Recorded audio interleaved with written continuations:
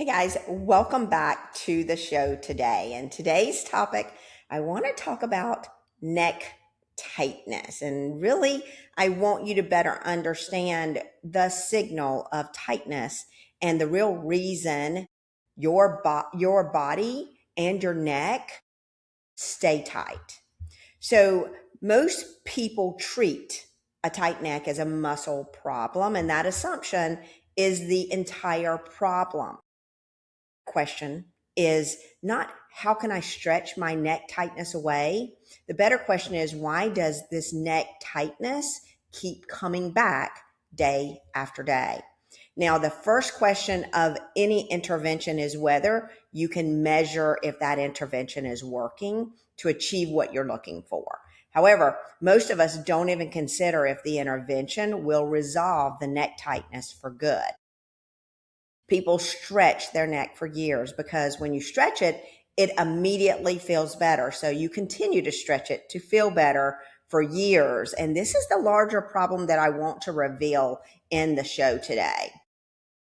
Another big problem is how we measure neck tightness.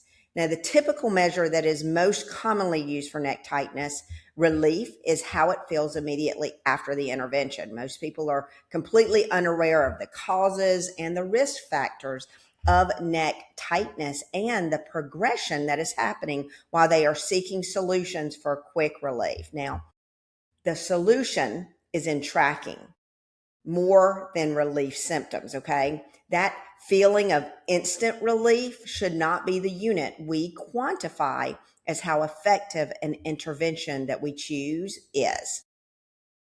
Now, we measure blood pressure, cholesterol, because the risk of not measuring those can be life-altering. Yet we don't feel it's important to measure neck tightness. And guys, here's the research on this. Globally in 2020, neck pain affected an estimated 203 million people. Now, this data comes from the Institute for Health Metrics and Evaluation, and that is IHME. Now, women are more affected with neck pain than men, and neck pain peaks in midlife for both women and men between the ages of 45 and 74. Now, neck pain is a highly prevalent condition that leads to considerable pain, disability, and economic cost. And what these researchers found is that in 2020, globally, neck pain affected this 203 million people. And the global age and prevalence rate of neck pain was estimated to be 2,450 people per every 100,000 people. And the global age that lived with a neck disability rate was estimated to be 244 of those people. Now, this study estimated that by the year 2050, that global number of neck pain cases is projected to be 269 million. And guys, that is an increase of about 32 some percent from year 2020 to 2050. Now, the analysis of the projection showed that population growth was the primary contributing factor of this number, followed by the population getting older. Okay, so they're saying that neck pain is inevitable due to age in this actual research study. Now, they also interpreted that neck pain continues to pose a challenge in terms of disability burden worldwide. Now, the Institute for Health Metrics and Evaluation, IHME, they stated for future planning, it is essential that we improve our mechanistic understanding of the different causes and risk factors for neck pain. Now, in another study from the National Library of Medicine, which is NIH, that was on neck pain, they stated that it's not slowing down. And they state that by 2050, that global number of neck pain cases is projected to be that 269 million, which is an increase, of course, of that 32%. Now, I start this message today with neck pain because research measures neck pain. It does not measure tightness in the neck. And people are spending more on neck pain than any other condition, and neck pain numbers keep climbing, and people are not getting better because everyone is chasing the symptom and nobody is looking upstream of pain for how and why it started. Now, I want to also discuss muscle tension in this message because there is a large risk factor in the literature called self-perceived muscular tension. And in office workers, it was the strongest physical predictor of neck pain. Self-perceived medium and high muscular tension carried roughly 2 to nearly 3 times the risk factor and preceded neck pain. Now, this was according to a PubMed from the International Archives of Occupational and Environmental Health. Guys, neck tightness comes before neck pain. Neck pain comes before neck disability. So the same review found that leisure movement and endurance in the muscles that hold the neck were protective. And this means that the tightness that is happening in the neck, causing that tension feeling, stems from your nervous system holding a joint in a joint restriction over one or many other joints of the cervical spine. And this protective pattern becomes the new support in the neck, and that's what you're feeling is tightness. Okay, this is at the joint level. Now, and that's sort of a type of tone. I don't want to use it as a tone like you had a stroke and you have a muscular tone, but there is a protective response that those of us who have the skill to understand what healthy and unhealthy muscle feels like, that is a type of protective tone that we feel. And it's uncontrolled by you completely. Okay. And it stems from the nervous system itself. And most people believe this tension is just due primarily to sitting posture. Now, the research does not back that in the way that you have been led to believe. The evidence for posture and ergonomics as a cause is very weak and conflicting. Now, according to the literature from the International Archives of Occupational and Environmental Health, the research concluded that it is less about the position you are in and more about the position itself. So was it static or were you moving? Okay. The nervous system is holding you up basically, and posture is a piece of that factor, but not the entire reason behind your neck tightness. Now, let's talk about what neck tightness is. People connect neck tightness and stiffness as a muscle problem, and the thinking behind this is associated with the fact that most solutions to neck tightness are muscle related, and it is assumed that the tightness is stemming from muscle tightness. Yet, neck tightness stems from the nervous system restricting how the bone glides inside the cervical joints. This stems from the joint and the nervous system, not from the muscle itself. The muscle tightness is actually secondary to the joint restriction. But this feels exactly like muscle tightness, and most people describe it as a muscle tightness. So you stretch the tightness, which is a secondary to the cervical joint restriction, and you feel looser for a moment. But as the day progresses, so does that tightness. And this is largely due to an underlying process coming from the nervous system and the joint, resulting in muscle-related tone and tension. Now, here are the risks associated with neck tightness. Neck tightness precedes neck pain, but all risk factors we have are related to neck pain. Reoccurring tightness. Neck pain has a strong tendency to become chronic and reoccurring. It does not reliably resolve and stay gone no matter what treatment modality that you use. And this is according to PubMed. Untreated, it tends to settle rather than disappear. Another risk factor is loss of neck mobility. And actually, half of all neck rotation comes from the top two joints, which is cervical joint 1 and 2.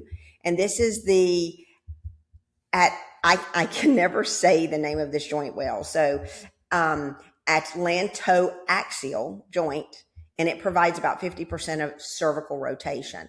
Now, when C1 and C2 joints restrict, you lose the joint space, the functional joint space that allows for everyday range of motion throughout your cervical spine. You need your neck to turn and look at a blind spot, to look over your shoulder.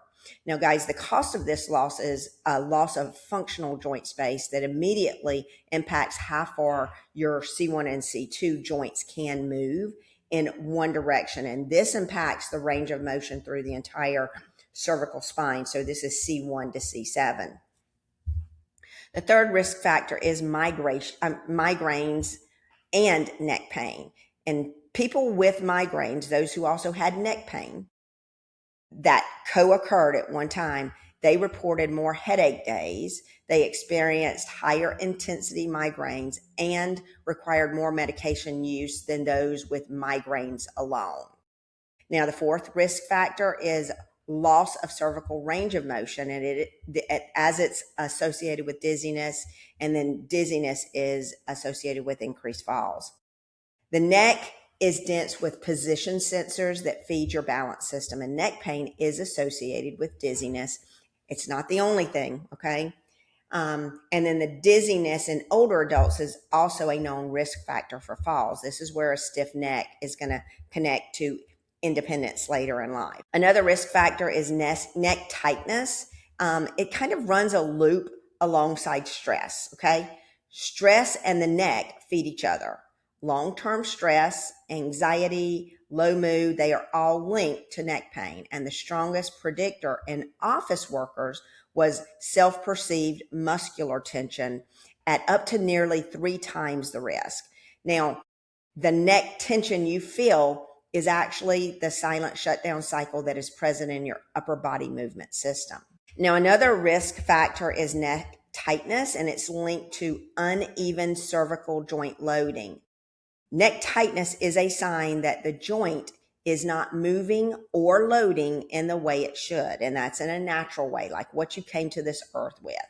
And the tightness is the first signal. When you don't address this signal, then this is what happens. Your joints and muscles move your neck through a normal range of motion. And between each cervical vertebrae, you have a disc, and in the front, and the disc is in the front, and 2 facet joints are behind it. And these joints are meant to move and share load evenly. Your muscles control the stability and the movement of these vertebrae. Your deep muscles hold the joint centered. Your larger muscles move the vertebral joint. And when the joint is restricted, the deep muscles are inhibited. The larger muscles hold and limit your motion and mobility, and you feel that is tightness. And the tightness is the larger muscles working harder to manage a joint that is no longer moving or loading naturally. Now, left unaddressed, the uneven load wears the joint.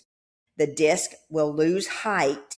The facet joints load unevenly, and the cartilage wears unevenly. And this is where a scan can actually show these changes. Now, another risk factor is that your body begins to change at the level of the bone. Bone is living tissue that remodels based on the load going through it. So you'll hear a complicated word here, osteocytes, and those are the cells that feel the load on a bone, and they tell the body where to add or remove bone. And that is why a joint that is loading unevenly for an extended amount of time you're going to find that those osteocytes build extra bone where the load actually concentrates. And it's because they sense the load and then respond and sense a mechanical stress, and then they recruit the cells that build bone.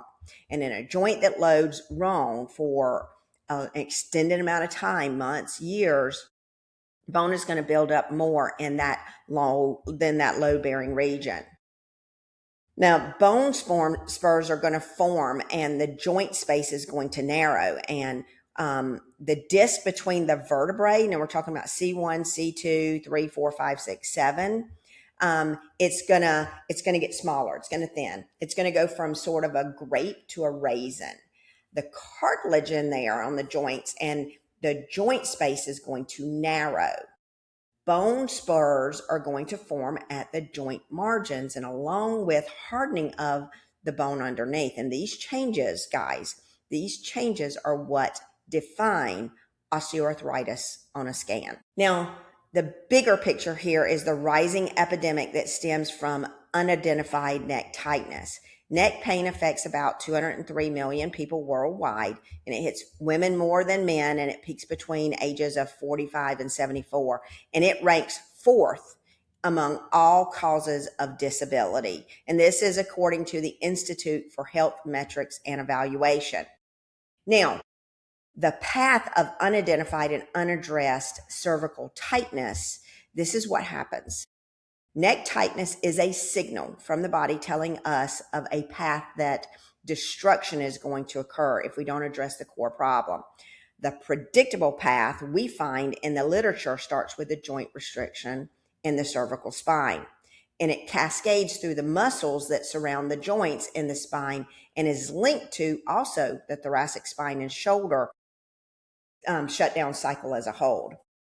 The end result of destruction of this path is osteoarthritis. This diagnosis leads to cervical and shoulder related conditions and surgeries. Here's what is happening in your cervical joints.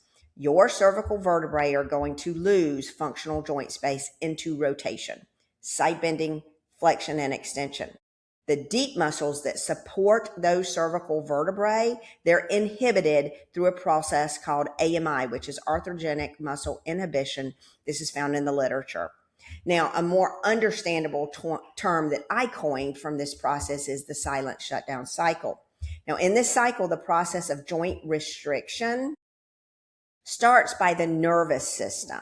And there's no one understood mechanism or trigger that we can know of that trigger that is associated with this restriction, okay? But what we do know is that once the inhibition signal is communicated, the joint is restricted. This process restricts the bone inside the capsule from moving, and it inhibits the muscles around that restriction. Now, this process is linked to two intertwined cycles of decline. The joint restricts movement of the bone, and the deep muscles that surround that joint are inhibited. Inhibited mean the muscles, those deep muscles, are no longer recognized by the nervous system. It's like a light switch when you turn it on and you turn it off.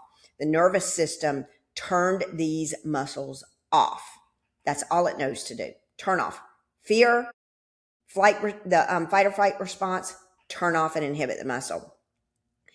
At their first support, where they feel unsupported and where this silent shutdown is initiated or it's altered, this process can be identified and reversed, okay?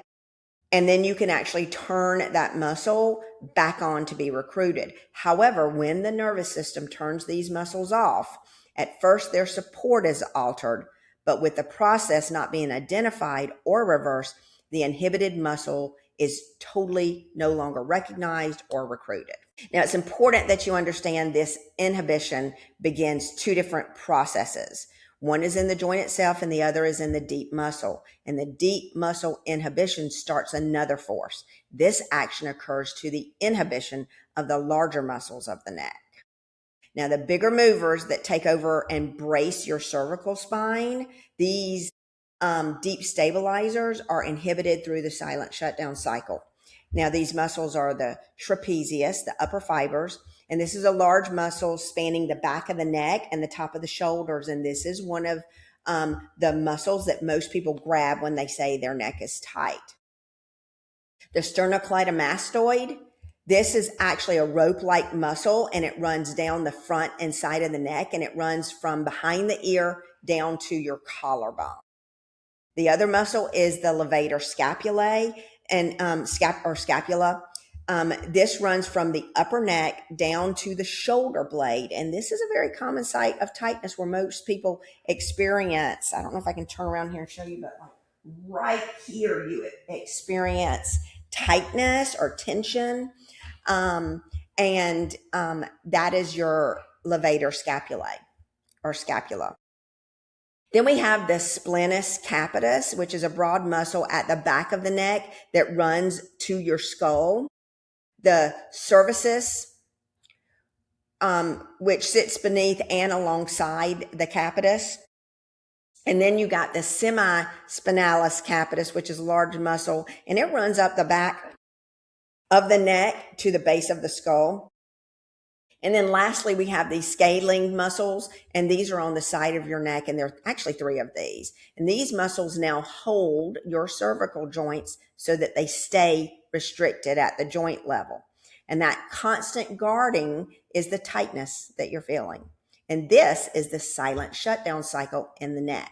And when you stretch these larger muscles, you will get relief immediately. However, the nervous system is the predictor behind whether or not these muscles tighten back up or whether the nervous system feels safe enough to allow them to relax.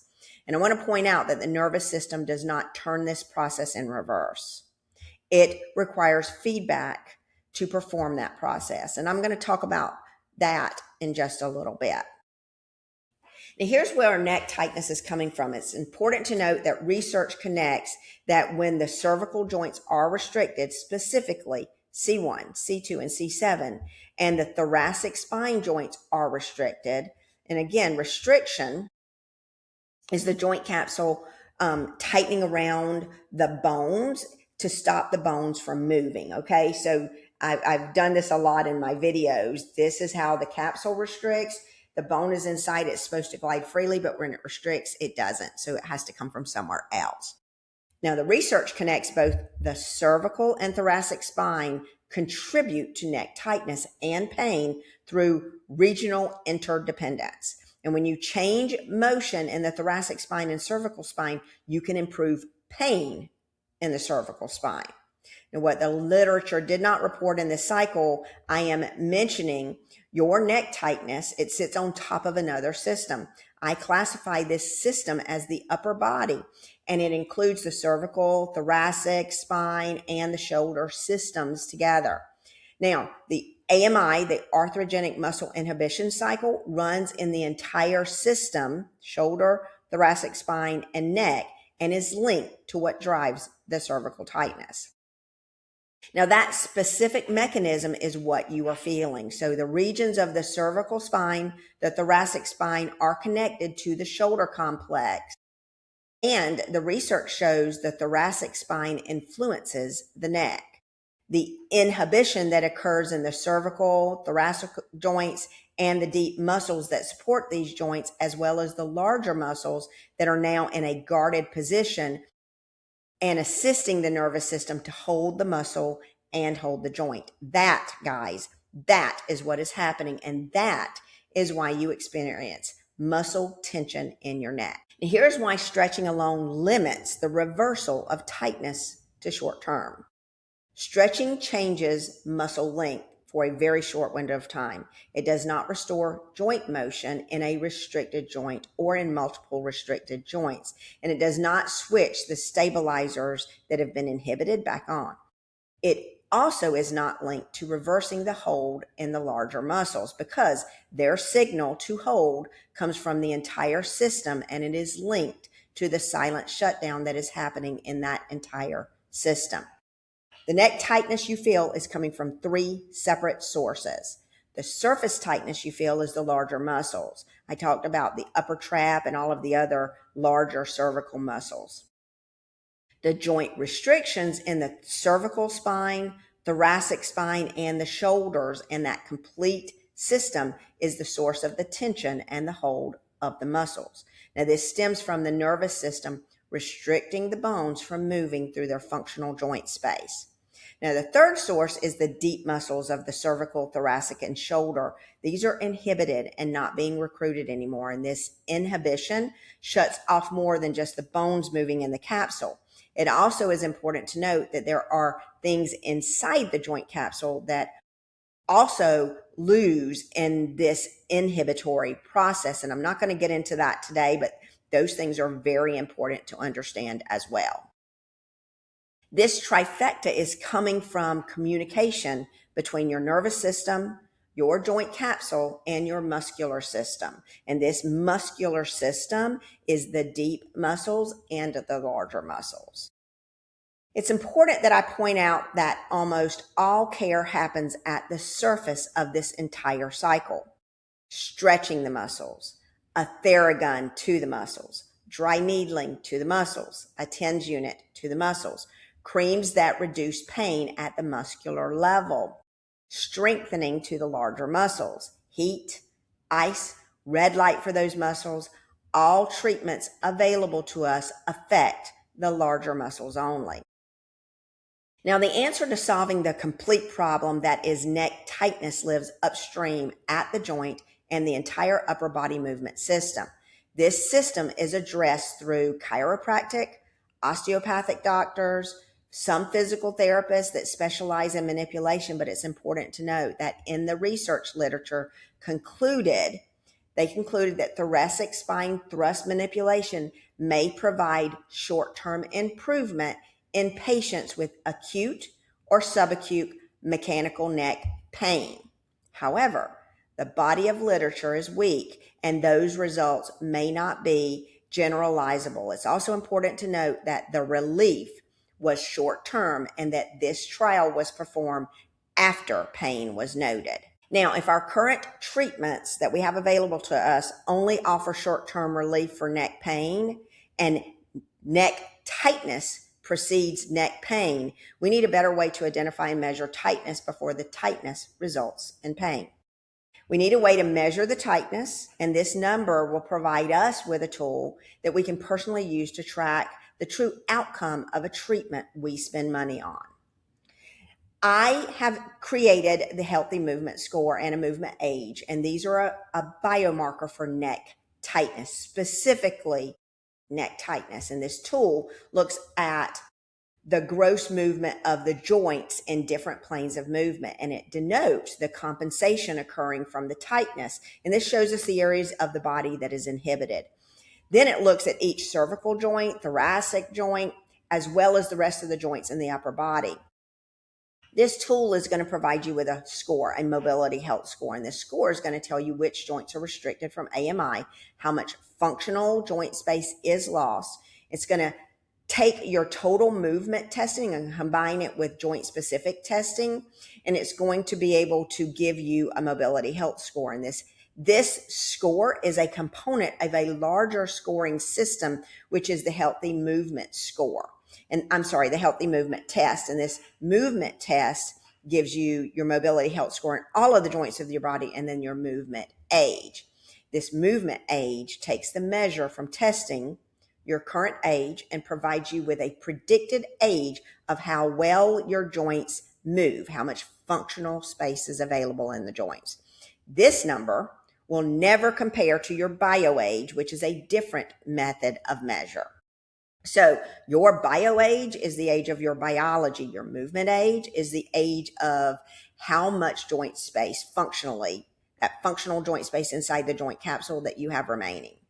Now, it's important to note that the silent shutdown cycle does not stop with stretching, doesn't stop with massage or through traditional treatments that address the muscle or joint alone. Even through manipulation or an adjustment, these treatments have been found in research literature to have short-term effects that improve pain and range of motion. And when we look at tightness, this symptom precedes pain.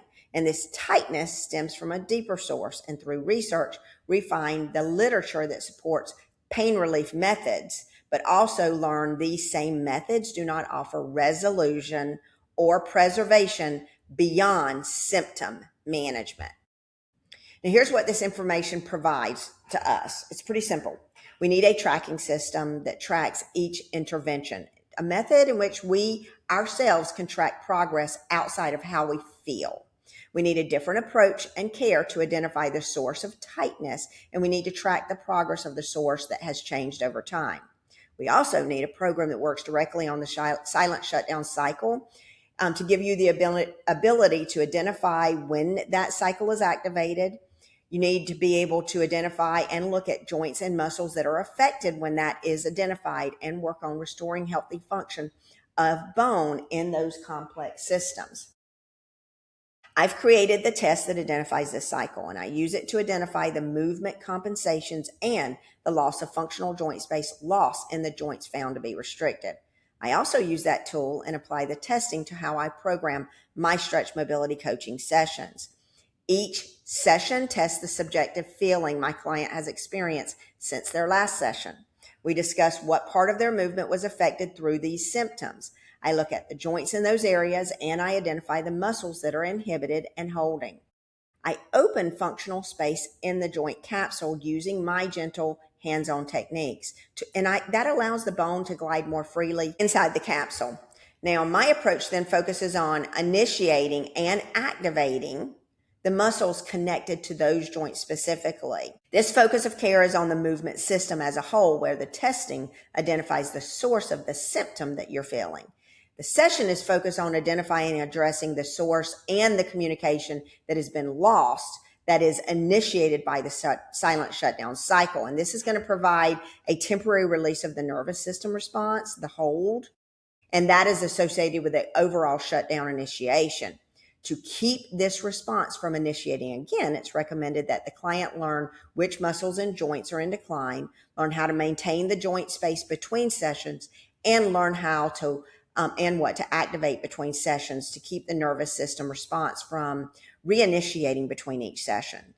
I have found from experience that in beginning a program 2 times a week is what we require to maintain and keep that silent shutdown from progressing in its normal pattern. You can say we interrupt the pattern until we change the pattern completely. Now, this is how I am helping people identify, restore, and preserve the health of their movement system for life. My programs are not treatments. They're non-medical because medical intervention does not begin until pain is present. I look upstream of pain. I look at tightness because we know through research that tightness, in fact, precedes pain.